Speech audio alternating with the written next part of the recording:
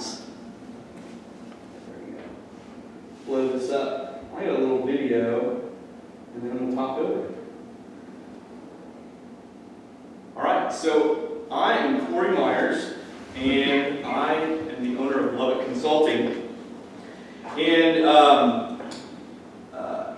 we are Lubbock's only continuous improvement management company.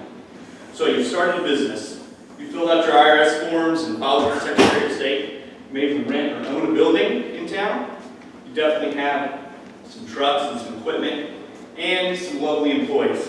Maybe it's been 3 years or 30, but for some reason you just posted something spectacular on social media and it is driving people absolutely bonkers. So you're getting 10 times the amount of clients that you had yesterday. And so that's causing problems. You're searching through Google, you're trying to find the answers in books, and it's just not working out. So nobody ever said your business would be perfect or easy. And you've worked really, really hard in your business to make it work. Our job at Lubbock Consulting is to assist businesses in getting growth under control for where they are going tomorrow. First, we want to nurture those core competencies your business is already doing.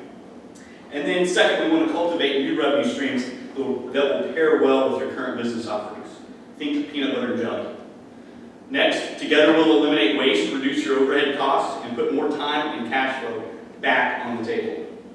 Then, instead of putting Band-Aids on symptoms, we want to determine the real source of any problem and eliminate the root causes. Value building works in every industry.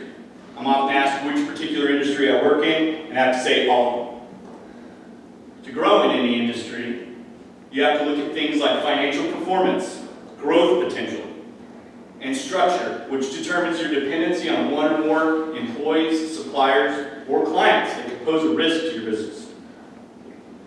Paired with that idea is centralization or decentralization, which focuses on your ability to leave and step away, on vacation sometimes.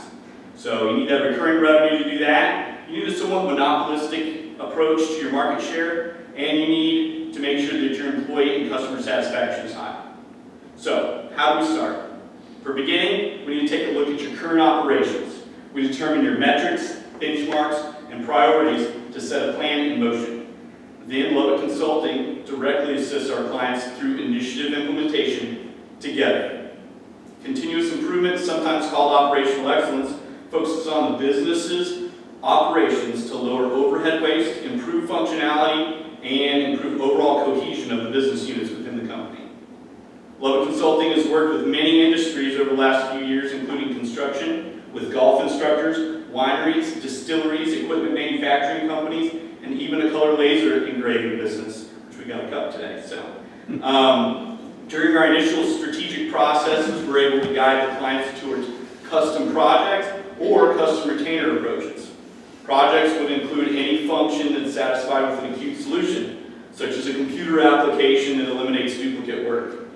Results driven by problem solving over time and with training should be assigned an appropriate level of retainer here. Lubbock Consulting's primary goal is to provide cost-effective continuous improvement and build value in firms that do not have the resources themselves because they're too small. So that's my presentation, and I'll open up the floor to questions. Mike Jones. Hey, thanks for the presentation. Can you give us a little bit of information about your background and how you went, I know, from the Army into business coaching? Yeah, so a little bit about my background. I was in the Army. I went from the Army to Texas Tech. I started out in civil engineering architecture, did my engineering classes, and figured out that wasn't necessarily for me. So I switched over to business, started doing statistics, loved it, loved all the math involved in that, got my business degree, bachelor's, moved up to Chicago, and took a job doing some engineering project management for a company up there. And I ended up loving the engineering side of things, loving the project management side of things, and but I didn't like the company. So I realized that my core competencies were I was always improving whatever business I was in. So during the Army, I implemented software solutions, I implemented hardware solutions, I wrote technical manuals, I was a program director for the 101st Airborne Division, And then I got out and went to college and did all that stuff. And looking back, I see that was really, that's what I'm good at, is improving businesses. And so instead of working in a business, I love to work on businesses. And Lubbock's got a bunch of businesses that are small enough that they need a continuous improvement manager, but they can't hire one full-time to continually improve their business. So I think this is a good market to be in, and it fits right within my core competencies. How receptive have you found local businesses to be to continuous improvement, measurement, and outcomes? That's a great question, and I see a couple of smiles in the background. It's very unreceptive here. No! Yeah.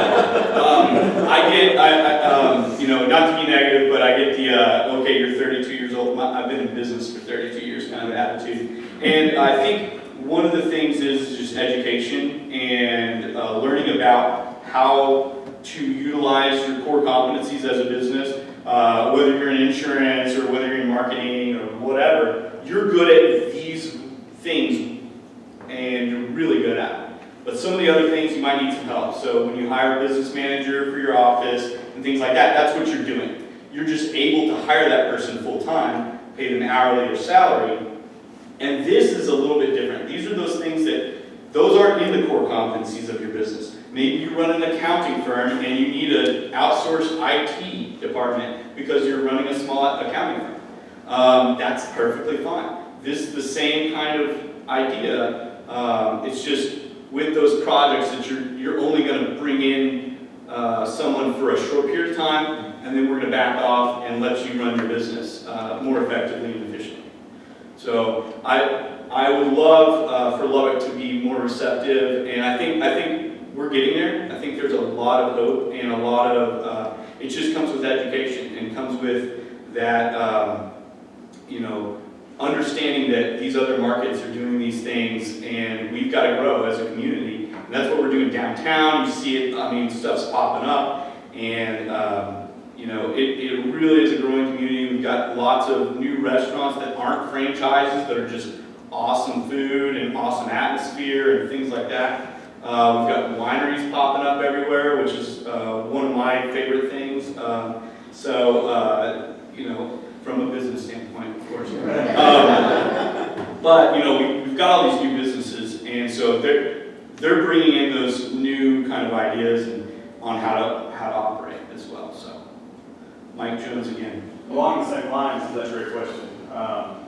So when you go to a business, and hopefully people here in the audience can help you solve this problem if you haven't already. When you go to a business and you've got a good lead, you go and talk to them, what is the biggest barrier to them saying, yes, we will pay you money to do this?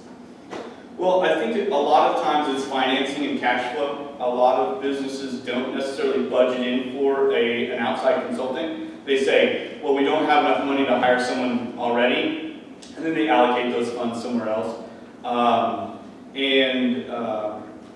A lot of it, I would say, I like to use the term I learned in the Army, the good idea bus. A lot of it is, hey, we didn't have a use for this money, we didn't have enough to hire someone to do this thing or whatever, but we're gonna use this money for something else and take this good idea bus, and it really didn't lead us anywhere. We just kind of wasted that cash flow. And so coming in and thinking strategically about things and actually making a plan and saying, hey, look, I'm on a diet, I don't want that brownie because of the calories or whatever. That kind of thinking on budget things is kind of difficult for some business owners. They say, hey, we need marketing, let's just allocate some funds, and they lose their cash flow.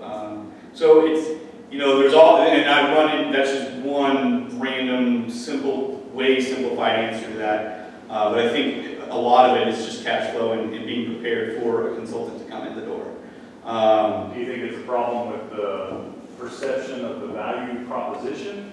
Because in my business, if I need something and I recognize that I need it, I'll make it happen from a money standpoint, right? Yeah.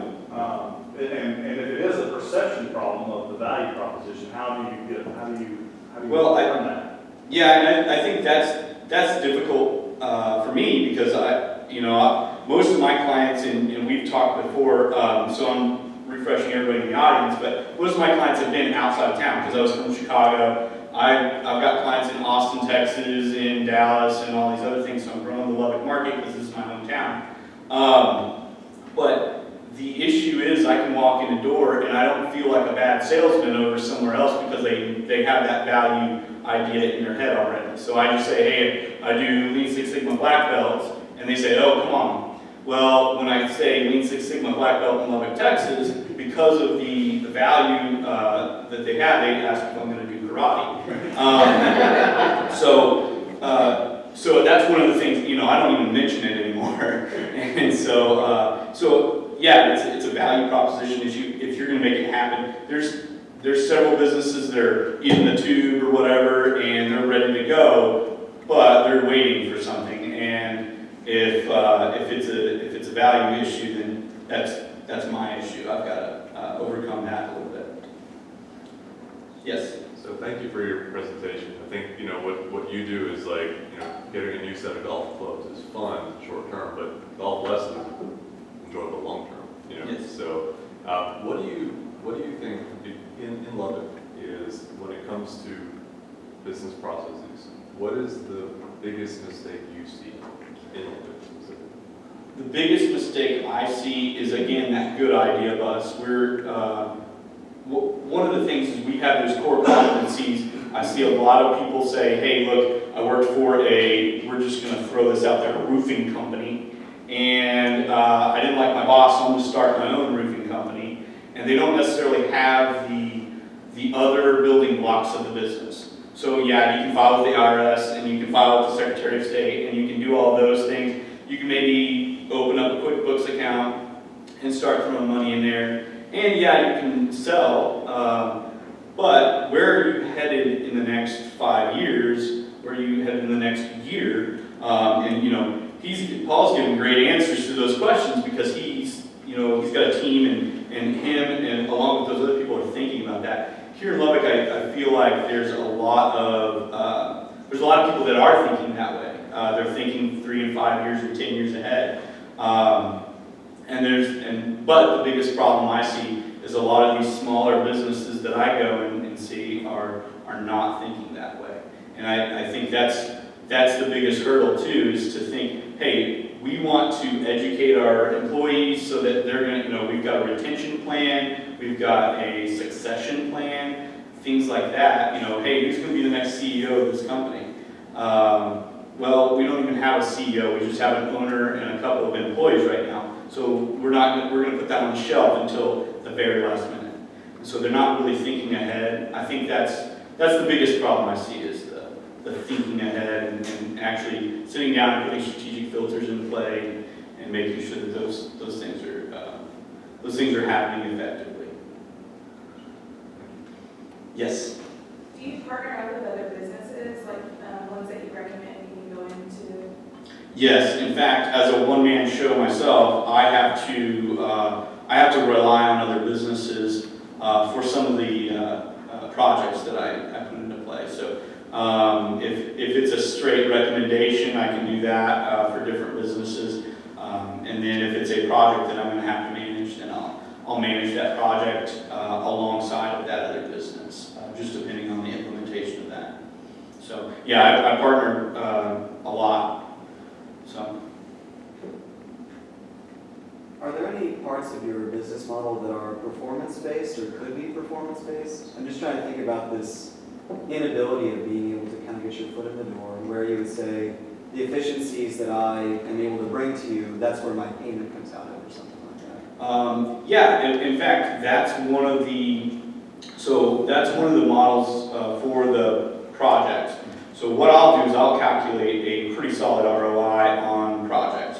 If I've got a software development plan, one of those things that I do is I'm going to tell you exactly how many dollars you're spending on this employee cutting this piece of paper every day, 3 times, 8 times a day, whereas we can just, put a computer program together and eliminate the paper and the employee cutting it and doing the labor and even the lights being on late after work cabinet fees, all these different things, and I say fees because you don't really have a filing cabinet fee. But those are, just the upkeep of a filing cabinet is thousands a year because of the paper and the labor involved. So when you implement some type of program, I can put a solid ROI on that, and I can say, hey, look, if you're working your guys, I literally went into a company and they had their guys working 16 hours a day, 6 days a week, 7 days sometimes, and it didn't even occur to them to put a second shift on and save that overtime and double time. That's a solid ROI, and that was a great, it was an incredible oversight on their part. But I can put a number to things, and that's how I build out those projects. As far as the things that I can't put a number on, hey, we're having retention problems, we need to, over time when you start training these employees and doing these things, those are things that are, we can put a rough ROI on, but we probably need to build that into a structured plan over time and actually have problem-solving meetings every month or every quarter and put a structure into place. And that's going to be those really gray areas. Any last questions? No? Okay, so you know what I'm going to ask. Yeah. What can we do for you as a 1 million plus community? Educate, just everybody you talk to, if they've got a business problem, educate them on who I am and that I exist. So that's the main thing, I think, is just getting in front of the right people for me. And then the second thing is educate and say, hey, look, you're really, really good at laying a foundation for a building, but hey, maybe you should call somebody to work on your finances or your strategic plan over the next 5 years. So that's really what I do is I help companies grow and think about the future. And if they don't know that I do that, then I can't help them. So. Perfect. Thank you.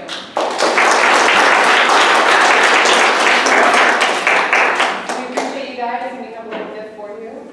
Right. Thank you very much. Okay. All right, just a couple announcements really quick. Our next 1 million cups is September 5th. We have Melanie Cornwell with MLC Resources that will be presenting. And then we also have Matthew Sherman with Job Opportunity, so you don't want to miss that.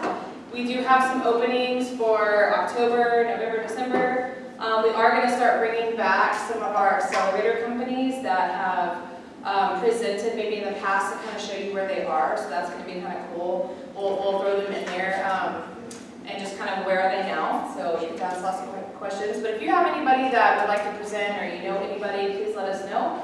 And thank you to the organizers again, and we'll see you guys next month. All right.